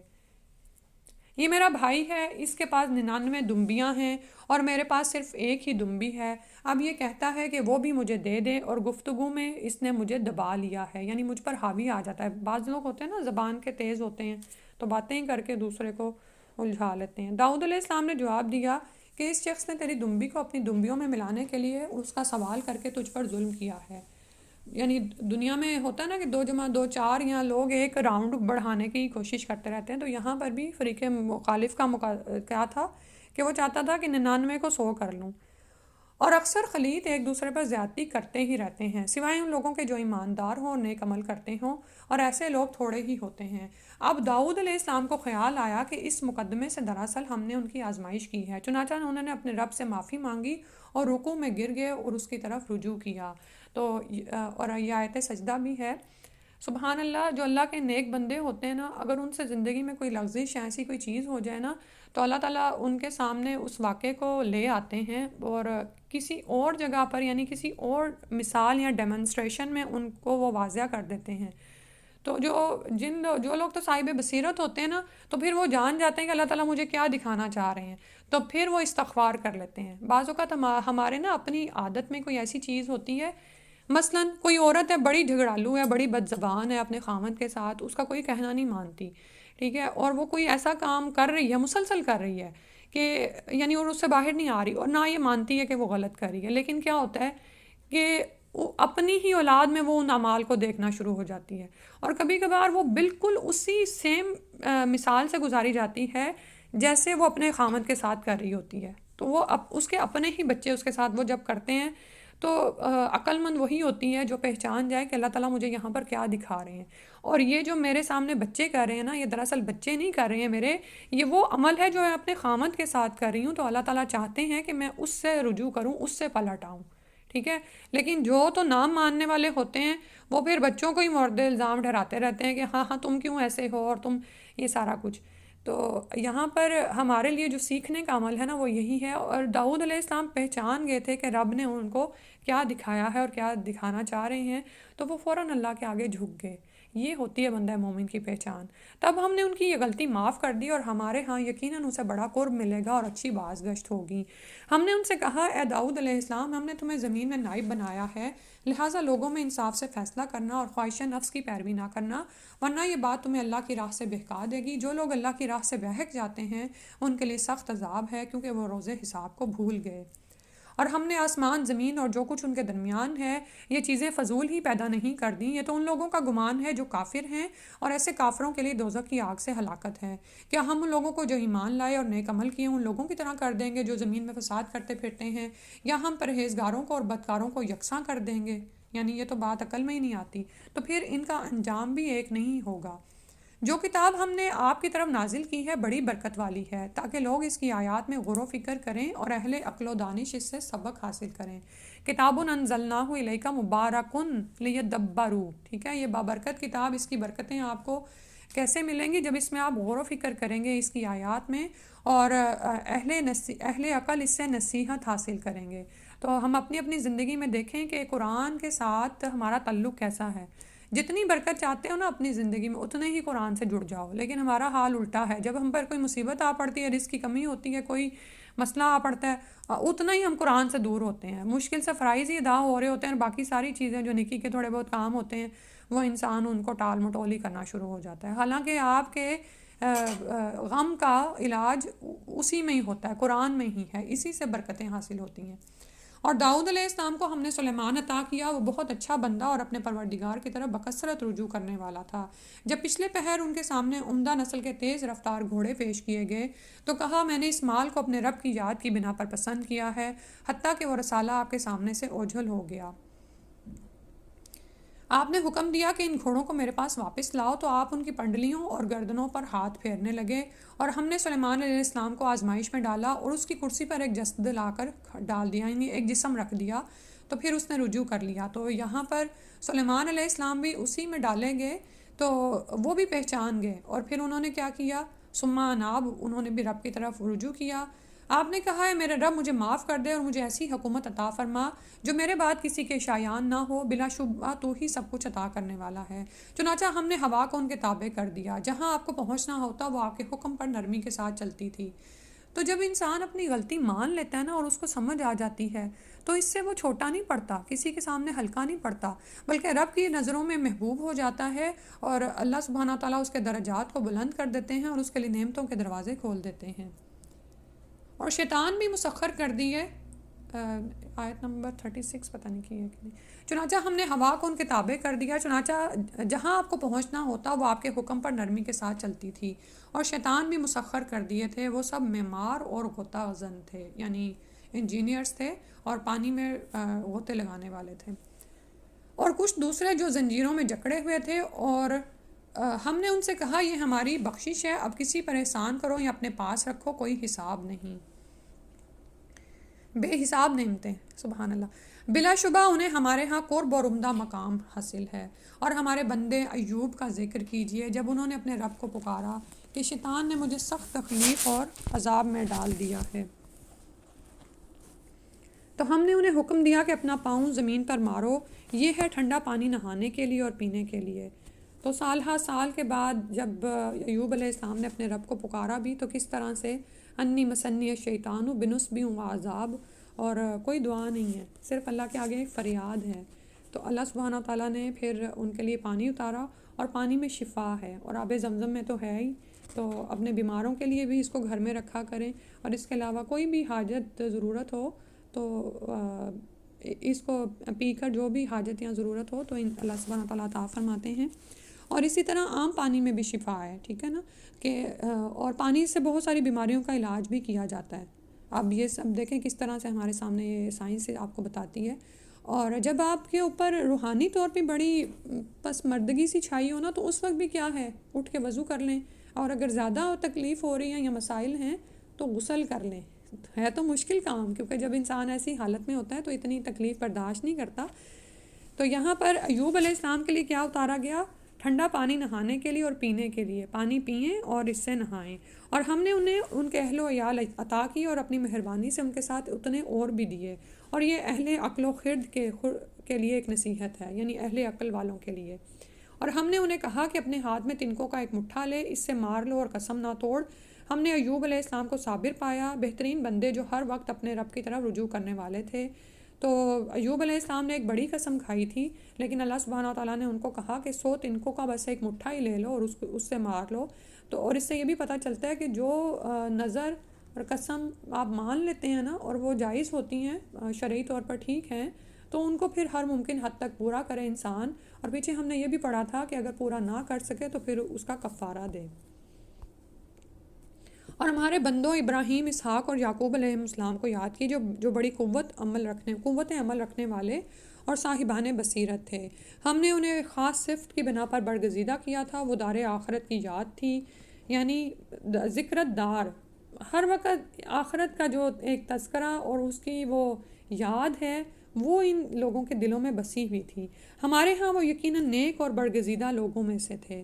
تو یہاں پر رک کر ذرا سوچیں کہ دنیا میں ہمیں آخرت کتنی دفعہ دن میں یاد آتی ہے، اور ہم کتنی دفعہ ان باتوں کو سوچتے ہیں کہ یہ جو میں یہ عمل کر رہی ہوں نا، اللہ کے ہاں اس کا اس طرح سے اجر پانے والی ہوں اور اللہ کے ہاں تو خوشیاں ہیں. تو پھر کیا ہوتا ہے کہ انسان اس دنیا میں آسانی سے صبر کر لیتا ہے، ٹھیک ہے، اور ایمان پر استقامت دکھاتا ہے جب اس کو آخرت کے وعدے یاد رہتے ہیں اور اس کا دل آخرت کے ہی دھیان میں لگا ہوا ہوتا ہے. اللہم اجعل ہمل آخرہ، کہ اللہ ہمارے ہم غم کو آخرت ہی بنا دے. لیکن ہمارے ہم اور غم کیا ہیں؟ صبح اٹھتے ہی ذرا چیک کیجیے کہ ہمارے ہاں وہ یقیناً نیک اور برگزیدہ لوگوں میں سے تھے. اور اسماعیل اور الیسع اور ذوالکفل کا بھی ذکر کیجیے، ان میں سے ہر ایک نیک تھا. یہ تو ان کا ذکر ہے، جبکہ حقیقت یہ ہے کہ سب پرہیزگاروں کے لیے اچھا ٹھکانہ ہے، یعنی ہمیشہ رہنے والے باغ جن کے دروازے ان کے لیے کھلے ہوں گے. ایک تو ہوتا ہے نا کہ کچھ دروازوں کو جا کر آپ کو کھلوانا پڑتا ہے، تو یہ ویلکم کا ایک سٹائل ہے. کسی فنکشنز وغیرہ پہ آپ جائیں نا تو کس طرح سے وہ فرش راہ کیے ہوئے ہوتے ہیں. وہ ان میں تکیہ لگائے ہوں گے اور وہاں بہت سے لذیذ میوے اور مشروب طلب کریں گے. نیز ان کے پاس نگاہیں جھکائے رکھنے والی ہم عمر بیویاں بھی ہوں گی. یہ وہ چیزیں ہیں جن کا روز حساب کے لیے تم سے وعدہ کیا جاتا ہے. بلا شبہ یہ ہمارا رزق ہے جو کبھی ختم نہ ہوگا. یہ تو تھا پرہیزگاروں کا انجام، اور سرکشوں کے لیے بہت برا ٹھکانہ ہوگا، یعنی دوزخ، جس میں وہ داخل ہوں گے، جو بہت بری جگہ ہے. یہ ہے ان کا انجام. اب وہ مزہ چکھیں کھولتے ہوئے پانی کا اور پیپ کا. اللہم لا تجعلنا منہم. اور ایسی ہی کئی قسم کی دوسری چیزوں کا، یعنی اور بھی اس طرح کی عذاب ہوں گے، شکلی ہی ازواج، اس طرح کے اور بھی عذاب ہوں گے. یعنی آخرت میں صرف آگ کا عذاب نہیں ہے، اسی میں ہی یہ پینے کھانے اور یعنی کہ وہاں پر پھر زمہریر ہے، اور پھر جس طرح کے جرائم ہیں دنیا میں ویسے ہی وہاں پر مختلف طرح کے عذاب ہیں. اللہ تعالیٰ رحم فرما دے، ہمیں بچائے، محفوظ فرمائے. دیکھو یہ ایک اور لشکر تمہارے پیروکاروں کا تمہارے ساتھ گھسا چلا رہا ہے، انہیں کوئی خوش آمدید نہیں، یہ بھی دوزخ میں آ رہے ہیں. تو آنے والے پہلوں کو کہیں گے نہیں بلکہ تمہارے ہی لیے خوش آمدید نہ ہو. لا مرحبا بکم، کوئی مرحبا نہیں تمہارے لیے، تم ہی ہمارے لیے اس عذاب کے پیش رو بنے جو اتنی بری قرارگاہ ہے. پھر وہ دعا کریں گے، ہمارے رب ہمارے لیے جو اس عذاب کا پیش رو بنا اسے دوزخ میں دگنا عذاب دے، یعنی جو ہمارے سامنے اس عذاب کو لایا ہے اس کو دوزخ میں دگنا عذاب دے. نیز وہ کہیں گے کیا بات ہے، ہمیں وہ آدمی نظر نہیں آ رہے جنہیں ہم برے لوگوں میں شمار کرتے تھے. تو ایک تو وہاں کے جو عذاب ہیں، پھر اس کے بعد آپس کی جو ان کے لان تان ہے اور ایک دوسرے پر اس کا گمراہی کا بار ڈالنا. آپ یہ دیکھیں کہ ایک تو جگہ بری ہو اور اس کے ساتھ پھر ساتھی برا ہو، تو کیا صورتحال ہوگی. اللہ تعالیٰ رحم فرمائے، ہمیں اس سے بچائے. کیا ہم یوں ہی ان کا مذاق اڑاتے رہے یا اب ہماری نگاہیں ہی ان سے پھر گئی ہیں؟ یعنی وہ ایمان والے جن کو یہ دنیا میں سمجھتے تھے کہ یہ برے لوگ ہیں، تو اب ان کو وہاں پر وہ نظر نہیں آ رہے، تو کہیں گے کیا ہماری نگاہیں ان سے پھر گئی ہیں یا ہم ہی ان کا یوں ہی مذاق اڑاتے رہتے تھے۔ یہ بات یقیناً سچی ہے کہ دوزخی باہم ایسے ہی جھگڑتے ہوں گے، یعنی یہ برحق ہے، یہ وہاں پر ہو رہا ہوگا۔ آپ ان سے کہیے کہ میں تو محض ایک ڈرانے والا ہوں، اللہ کے سوا تمہارا کوئی الہ نہیں، وہ یکتا ہے اور سب کو دبا کر رکھنے والا ہے، وہ آسمانوں اور زمین اور جو کچھ ان کے درمیان ہے سب کا پروردگار ہے، غالب ہے، معاف کرنے والا ہے۔ آپ ان سے کہیے کہ یہ ایک بہت بڑی خبر ہے جس سے تم اعراض کر رہے ہو۔ مجھے تو عالم بالا کے متعلق کچھ علم نہ تھا جب وہ جھگڑ رہے تھے، مجھے تو صرف اس لیے وحی کر دی جاتی ہے کہ میں کھلم کھلا ڈرانے والا ہوں۔ جب آپ کے رب نے فرشتوں سے کہا تھا کہ میں مٹی سے ایک انسان بنانے والا ہوں، تو جب میں اسے ٹھیک ٹھاک کر دوں اور اس میں اپنی پیدا کی ہوئی روح پھونک دوں تو تم اس کے سامنے سجدہ ریز ہو جانا۔ چنانچہ سب فرشتوں نے مل کر اسے سجدہ کیا سوائے ابلیس کے جو اکڑ بیٹھا اور کافروں میں سے ہو گیا۔ اللہ تعالیٰ نے اس سے پوچھا، اے ابلیس، جس انسان کو میں نے اپنے ہاتھوں سے بنایا اسے سجدہ کرنے سے تجھے کس بات نے روک دیا؟ کیا تو بڑا بننا چاہتا ہے یا تو ہے ہی اونچا درجہ رکھنے والوں میں سے؟ کہنے لگا، میں اس سے بہتر ہوں کیونکہ مجھے تو نے آگ سے پیدا کیا اور اسے مٹی سے، یعنی حسد کر گیا وہاں پر۔ اللہ تعالیٰ نے فرمایا، نکل جا یہاں سے، یقیناً تو مردود ہے اور روزے قیامت تک تجھ پر میری لعنت رہے گی۔ وہ کہنے لگا، میرے رب پھر مجھے اس وقت تک مہلت دے دے جب لوگ دوبارہ اٹھائے جائیں گے۔ فرمایا، اچھا تمہیں مہلت دی جاتی ہے اس دن تک جس کا وقت معلوم ہے۔ تو کہنے لگا، تیری عزت کی قسم میں سب انسانوں کو گمراہ کر کے چھوڑوں گا۔ اور گمراہی میں یہ چیز بھی آتی ہے کہ جیسے اس نے خود حسد کیا تھا نا، حسد میں لوگوں کو مبتلا کرتا ہے، یعنی میں صرف ایک برائی کی بات کر رہی ہوں۔ اور حسد کے پیچھے دیکھیں کہ لوگ کس طرح سے اپنی زندگیاں گھلا دیتے ہیں اور اپنے اصل مقصد سے غافل ہو جاتے ہیں، اور اس بات کو بھول جاتے ہیں کہ نعمتیں عطا کرنے والا تو رب ہے، وہ جس کو چاہے دے اور جتنا چاہے دے، ٹھیک ہے۔ اور حسد کیا کرتا ہے کہ انسان کو اپنی نعمتوں کی طرف توجہ کرنے نہیں دیتا، ٹھیک ہے۔ انسان ہر وقت شکوے شکایت میں پڑا رہتا ہے اور اپنے ہی دل کو جلاتا رہتا ہے۔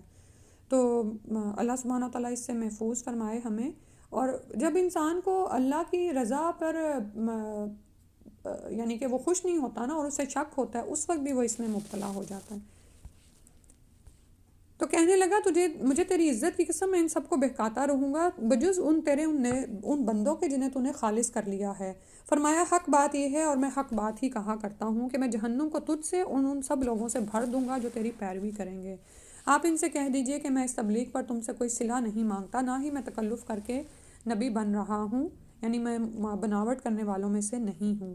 یہ قرآن تو اہل عالم کے لیے نصیحت ہے، کچھ مدت بعد تمہیں خود ہی اس خبر کی صداقت معلوم ہو جائے گی۔ تو یہ نصیحت ہے عالمین کے لیے۔ اور آیت نمبر 86 سے ہمیں کیا پتہ چل رہا ہے کہ تکلفات بلا وجہ کے بناوٹ کرنے والوں میں سے نہیں ہے نبی صلی اللہ علیہ وسلم بھی، اور ہم بھی ان کی پیروی میں ایسے نہ ہوں۔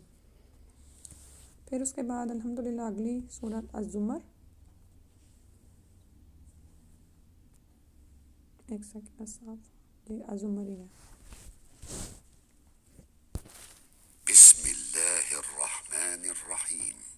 تنزيل الكتاب من الله العزيز الحكيم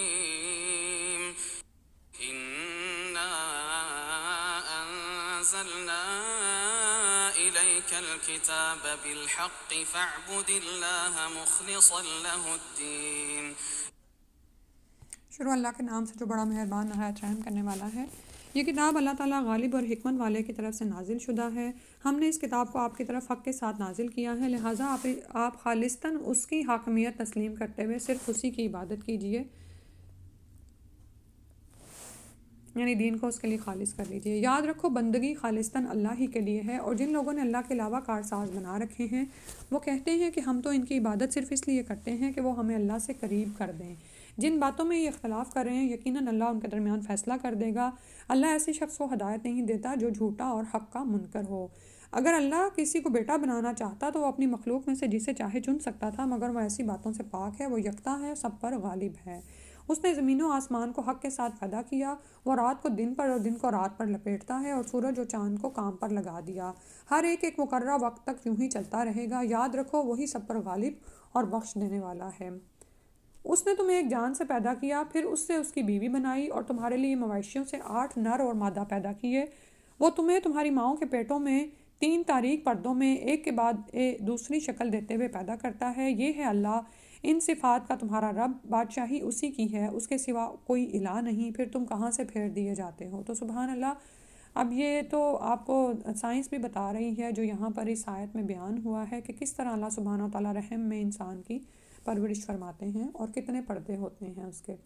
اگر تم کفر کرو گے تو اللہ یقیناً تم سے بے نیاز ہے، لیکن وہ اپنے بندوں کے لیے کفر پسند نہیں کرتا، اور اگر تم شکر کرو تو وہ اسے تمہارے ہی لیے پسند کرتا ہے۔ کوئی بار گناہ اٹھانے والا کسی دوسرے کا بوجھ نہیں اٹھائے گا، پھر تمہیں اپنے رب کے ہاں ہی واپس جانا ہے، وہ تمہیں بتا دے گا کہ تم کیا کرتے رہے ہو، بلا شبہ وہ سینوں کے راز تک جاننے والا ہے۔ اور یہ بات بھی ہمیں بار بار سمجھائی جا رہی ہے کہ وَلَا تَزِرُ وَازِرَةٌ وِزْرَ أُخْرَىٰ۔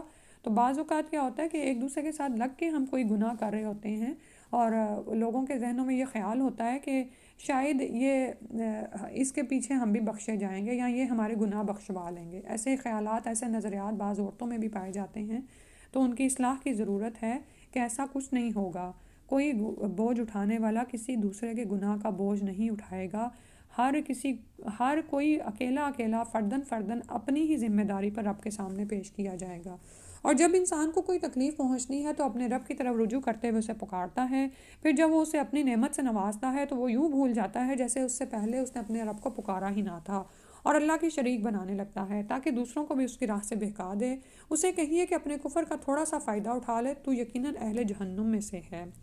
کیا ایسا شخص بہتر ہے یا وہ جو رات کے اوقات قیام اور سجدے میں عبادت کرتے گزارتا ہے، آخرت سے ڈرتا ہے اور اپنے رب کی رحمت کا امیدوار ہے؟ تو یہاں پر جو رات کو اٹھ کے قیام کرنے والوں کی صفات ہے نا، وہ خالی یہ نہیں ہے کہ وہ رات کو اٹھا ہوا ہے، سجدوں میں ہے یا کھڑا ہوا ہے، یحذر الآخرہ، آخرت سے ڈرتا ہے، اس کے عقائد مضبوط ہیں، دل اس کا دیکھیں، اور یرجو رحمت ربی، اور اپنی عبادت پر وہ متکبر بھی نہیں ہے بلکہ رب کی رحمت کا امیدوار ہے۔ آپ ان سے پوچھئے کیا جاننے والے اور نہ جاننے والے دونوں برابر ہو سکتے ہیں؟ مگر ان باتوں سے سبق تو وہی حاصل کرتے ہیں جو اہل عقل و خرد ہوں۔ هل يستوي الذين يعلمون والذين لا يعلمون؟ تو کبھی بھی اگر اس بات پہ کوئی شک آئے نا کہ سارے لوگ بھی تو نہیں سیکھ رہے ہیں اس دین کو، مجھے کیوں ضروری سیکھنا ہے، یا یہ کہ ضروری عبادات کا علم تو میرے پاس ہے، میں بس وہی کرتی رہوں، تو اس وقت یاد کر رکھا کریں کہ علم حاصل کرنے والے اور بغیر علم والے لوگ کبھی بھی برابر نہیں ہو سکتے، اور ہمارا علم تو کبھی بھی کافی نہیں ہے۔ یہ علم تو ہمیں موت تک حاصل کرنا ہے، کیونکہ مسلسل ہم ایک امتحان میں ہیں اور ہمیں علم چاہیے ہے، اور مسلسل ہم اپنے کھلے دشمن کی طرف سے نقصان میں بھی ہیں۔ آپ کہہ دیجئے کہ اے میرے بندو جو ایمان لائے ہو، اپنے رب سے ڈرتے رہو، جو لوگ نیک کام کرتے ہیں ان کے لیے اس دنیا میں بھی بھلائی ہے اور اللہ کی زمین وسیع ہے، بلا شبہ صبر کرنے والوں کو ان کا اجر بے حساب دیا جائے گا۔ آپ کہیے مجھے تو یہ حکم ہوا ہے کہ میں خالصتاً اسی کی حاکمیت تسلیم کرتے ہوئے اسی کی عبادت کروں، اور یہ بھی کہ سب سے پہلے میں خود مسلم بنوں۔ آپ کہہ دیجئے کہ اگر میں اپنے رب کی نافرمانی کروں تو میں بڑے دن کے عذاب سے ڈرتا ہوں، یعنی مجھے بھی ڈر لگتا ہے حالانکہ میں نبی ہوں۔ آپ کہیے کہ میں تو اپنے دین کو خالص کرتے ہوئے اللہ کی عبادت کرتا ہوں۔ اور یہاں سے ہمیں یہ بھی پتہ چل رہا ہے کہ اگر کسی کی پیروی میں آپ پڑے ہوئے ہیں تو دیکھیں کہ کیا وہ صرف دوسروں کو نصیحت کرنے والا ہے یا دین اس کی زندگی میں بھی شامل ہے، ٹھیک ہے؟ یعنی نبی صلی اللہ علیہ وسلم صرف دوسروں کو نہیں بتا رہے تھے بلکہ خود اپنے دین کو خالص کیے ہوئے تھے اور اللہ کی عبادت کر رہے تھے، لیکن آج آپ دیکھتے ہیں کہ بہت سے دین کی طرف بلانے والے عملی طور پر خود دین پر نہیں ہوتے، تو ایسے لوگوں کی پیروی سے بچیں، ایسا نہ ہو وہ آپ کو بھی بہکا دیں۔ تم اسے چھوڑ کر جس کی عبادت کرنا چاہتے ہو کرتے رہو، نیز کہیے کہ اصل میں تو خسارہ اٹھانے والے وہ لوگ ہیں جنہوں نے قیامت کے دن اپنے آپ کو اور اپنے گھر والوں کو خسارے میں ڈال دیا۔ دیکھو یہی بات صریح خسارہ ہے۔ تو نہ صرف ہم پر اپنی جانوں کی ذمہ داری ہے بلکہ ہمارے اپنے اہل و عیال کی بھی۔ اللہ تعالیٰ رحم فرمائے کہ ہم خود بھی خسارے میں نہ پڑیں اور ان کو بھی نہ ڈالیں۔ ان کے اوپر بھی آگ کے سائبان ہوں گے اور ان کے نیچے بھی۔ اسی بات سے اللہ اپنے بندوں کو ڈراتا ہے، اے میرے بندوں مجھ سے ڈرتے رہو۔ اور جو لوگ طاغوت کی عبادت کرنے سے بچتے رہے اور اللہ تعالیٰ کی طرف رجوع کیا ان کے لیے بشارت ہے، لہٰذا میرے بندوں کو بشارت دے دیجئے۔ جو بات کو توجہ سے سنتے ہیں پھر اس کے بہترین پہلو کی پیروی کرتے ہیں، یہی وہ لوگ ہیں جنہیں اللہ نے ہدایت بخشی اور یہی دانش مند ہیں۔ اللہ کی اتاری ہوئی ساری ہی باتیں بہترین ہیں، لیکن کیا ہے کہ وہ ایسے جو لوگ ہیں اور جب بات کو غور سے سنتے ہیں تو اس میں اپنے لیے عمل کی بات تلاش کرتے ہیں اور عقائد میں کجی سے بچتے ہیں۔ کیا جس شخص پر عذاب کی بات ثابت ہو چکی ہو تو اے نبی آپ ایسے شخص کو چھڑا سکتے ہیں جو آگ میں گر چکا ہو، لیکن جو لوگ اپنے رب سے ڈرتے رہے ان کے لیے بالا خانے ہیں جن کے اوپر اور بالا خانے بنے ہوئے ہیں اور ان کے نیچے نہریں بہہ رہی ہیں. یہ اللہ کا وعدہ ہے اور اللہ کبھی اپنے وعدے کی خلاف ورزی نہیں کرتا. سبحان اللہ. نیچے اوپر بالا خانے ہیں، اونچے اونچے محلات ہیں، اور دنیا میں ایسی دیکھیں جو عمارات ہوتی ہیں ہمیں کتنی فیسینیٹ کرتی ہیں. کیا تم دیکھتے نہیں کہ اللہ آسمان سے پانی برساتا ہے، پھر زمین میں چشمے بنا کر اس پانی کو آگے چلا دیتا ہے، پھر اس سے مختلف رنگوں کی کھیتی پیدا کرتا ہے، پھر وہ جوبن پر آتی ہے تو تم دیکھتے ہو کہ وہ زرد پڑ جاتی ہے، پھر وہ اسے بھس بنا دیتا ہے. بلا شبہ اہل عقل کے لیے اس میں ایک سبق ہے. بس انسان کی زندگی کی مثال بھی ایسے ہی ہے. بچپن سے جوانی آتی ہے، بھرپور جو ہے وہ جوبن پر زندگی آتی ہے، اور اس کے بعد پھر بڑھاپا یعنی زوال شروع ہو جاتا ہے. بھلا جس شخص کا سینہ اللہ تعالیٰ نے اسلام کے لیے کھول دیا ہو اور وہ اپنے رب کی طرف سے ایک روشنی پر ہو، اس شخص کی طرح ہو سکتا ہے جو کوئی سبق نہیں لیتا. لہٰذا ان لوگوں کے لیے ہلاکت ہے جن کے دل اللہ کے ذکر سے اور سخت ہو جاتے ہیں. یہی لوگ صریح گمراہی میں ہیں. تو جو شخص وہو علی نور من ربہ ہی ہوتا ہے نا، وہ پھر لوگوں کے درمیان اسی نور کی روشنی میں پیروی میں لگا ہوا ہوتا ہے، اور اس سے لوگوں کی باتیں، لوگوں کے نظریات، لوگوں کے اعمال، لوگوں کے عقائد ذرا بھی تنگ نہیں کرتے، کیونکہ وہ کیا ہے، اس کا دل تو اسلام کے لیے کھل گیا ہے اور وہ اپنے رب کی طرف سے دیے ہوئے گئے ایک نور پر ہے، اور وہ اسی ہدایت کی پیروی میں ہوتا ہے. ٹھیک ہے. اپنے آپ کو ذرا چیک کیا کریں، جب آپ لوگوں میں ہوتے ہیں، جب آپ کسی کام کا فیصلہ کرنا چاہ رہے ہوتے ہیں تو کس کی طرف رجوع کیے ہوئے ہوتے ہیں. اللہ نے بہترین کلام نازل کیا جو ایسی کتاب ہے جس کے مضامین ملتے جلتے اور بار بار دہرائے جاتے ہیں، جن سے ان لوگوں کے رونگٹے کھڑے ہو جاتے ہیں جو اپنے رب سے ڈرتے ہیں. پھر ان کی جلدیں اور ان کے دل نرم ہو کر اللہ کے ذکر کی طرف راغب ہو جاتے ہیں. یہی اللہ کی ہدایت ہے. وہ جسے چاہتا ہے اس قرآن کے ذریعے راہ راست پر لے آتا ہے، اور جسے اللہ گمراہ کر دے اسے کوئی راہ پر لانے والا نہیں. تو کیا ہماری یہ کیفیات ہوتی ہیں جب ہم اللہ کا ذکر سنتے ہیں؟ پھر جو شخص قیامت کے دن کے سخت عذاب کو اپنے چہرے پر روکے گا، اس کی بے بسی کا کچھ اندازہ ہو سکتا ہے، اور ظالموں سے کہا جائے گا کہ اپنی ان کرتوتوں کا مزہ چکھو جو تم کیا کرتے تھے. تو جب بھی کوئی مصیبت پڑتی ہے نا تو انسان فوراً اپنے چہرے پر ہاتھ رکھتا ہے. تو اس کا ذکر ہے. اللہ تعالیٰ رحم فرمائے. ان سے پہلے کے لوگوں نے بھی جھٹلایا تو ان کو ایسی جگہ سے عذاب آیا جن کا انہیں سان گمان تک نہ تھا. پھر اللہ نے انہیں دنیا کی زندگی میں ہی رسوائی کا مزہ چکھا دیا، اور آخرت کا عذاب تو کہیں بڑھ کر ہے، کاش کو جانتے ہوتے. ہم نے اس قرآن میں لوگوں کے لیے ہر طرح کی مثالیں بیان کر دی ہیں تاکہ لوگ نصیحت حاصل کریں. وہ قرآن جو عربی زبان میں ہے، جس میں کوئی کجی نہیں، تاکہ لوگ اللہ کی نافرمانی سے بچ جائیں. اللہ ایک مثال بیان کرتا ہے. ایک شخص چند بدسرشت اور اپنے حق کے لیے باہم جھگڑنے والوں کا غلام ہے، یعنی اس کے کئی آقا ہیں جو آپس میں جھگڑتے بھی رہتے ہیں اور اس غلام پر اپنا اپنا حق جماتے رہتے ہیں. اور دوسرا ایک آدمی ہے، وہ ایک ہی آدمی کا غلام ہے. کیا ان دونوں غلاموں کی حالت ایک جیسی ہو سکتی ہے؟ الحمدللہ. لیکن اکثر لوگ یہ بات نہیں جانتے. تو یہاں پر دراصل توحید کی مثال بیان کی جا رہی ہے. ایک وہ شخص جو کہ بہت سارے الہوں کی عبادت میں پڑا ہوا ہے، اور ایک وہ شخص جو ایک الہ کی عبادت میں ہے. کیا یہ دونوں برابر ہو سکتے ہیں؟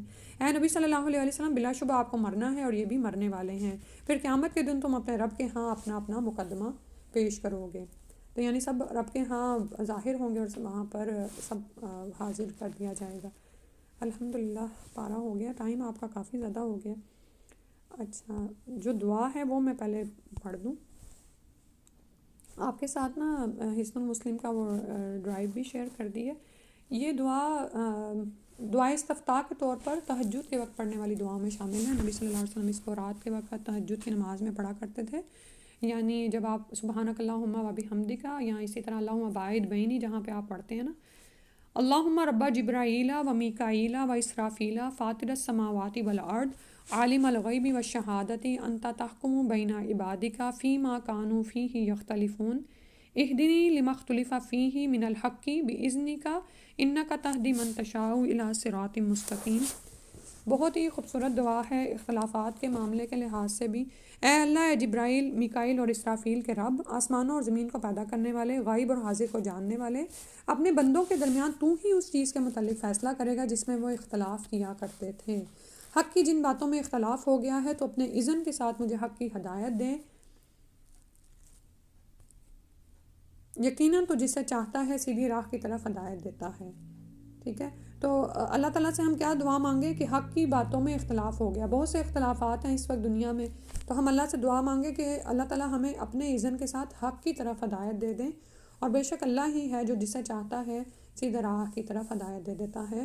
تو قیامت کا ایک دن کا ایک مقصد کیا ہے کہ اختلافات کا فیصلہ چکا دیا جائے گا. تو یاد رکھیں کہ دنیا میں بہت سے ایسے اختلافات ہیں جو دنیا میں ختم نہیں ہو رہے ہیں اور نہ ہی ہوں گے، کیونکہ اللہ تعالیٰ نے قیامت کا ایک دن رکھا ہے جب یہ سب کچھ ہوگا. تو پھر انسان یہ دعا کرے اور مطمئن ہو جائے، اللہ کے سپورٹ کر دے معاملات کو. الحمدللہ ہمارا ہو گیا. اور آپ نے کوئی بات شیئر کرنی ہو تو کر دیں، پارہ ہو گیا.